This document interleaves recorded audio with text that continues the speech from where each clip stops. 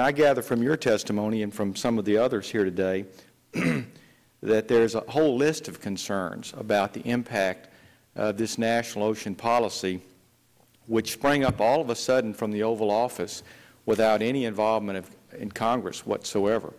So what do you see as the most egregious, the most significant negative impact from the implementation of this?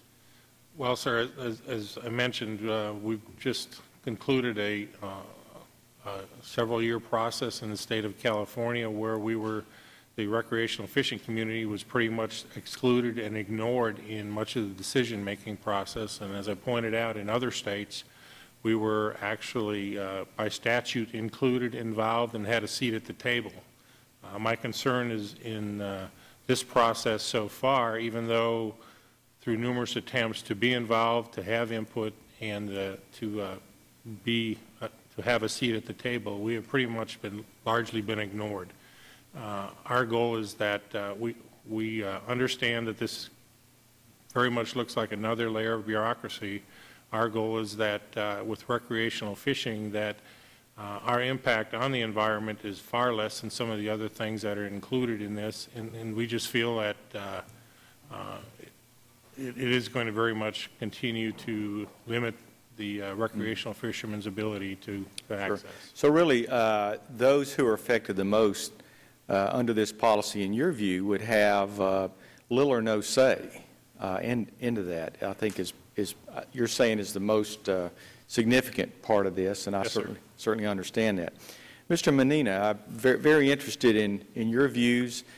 You say that, in essence, this is unconstitutional. This is the executive branch reaching out of its scope and taking up perhaps the legislative branch's authority, and I tend to agree with you on that. One of my concerns, and I think you outlined this very clearly, is what happens on a farm in Idaho. In theory, would be involved in this national ocean policy. So people who think that this is only about oceans are going to be sadly mistaken when they see this, if it's ever implemented.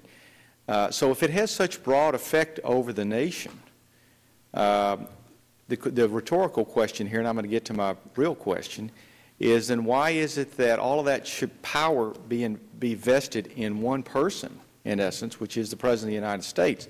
But let's go a step further. We now have government having completely taken over our financial industry. Government has now completely taken over the healthcare industry. And we, Congress, in the process have abdicated much of our powers to the executive branch. We have thousands of people writing regulations that we in Congress have no idea what they're going to look like very soon. Even the Independent Payment Advisory Board, where you have 15 unelected individuals, will be making the major decisions about health care. So my question to you, sir, on a constitutional basis, is this not really just, again, a conglomeration, if you will, a formation of all the power into one office and certainly one person, making Congress irrelevant? And trust me, I've got a good job back home I'm happy to go to. But if I'm up here, I want to exercise the powers for my constituents that they sent me up here for. I'd love to have your reaction to that. Thank you, Mr. Chairman. I do believe that the executive order and the national ocean policy are beyond the presidential authorities vested in either the Constitution or by statute enacted by the members of this Congress.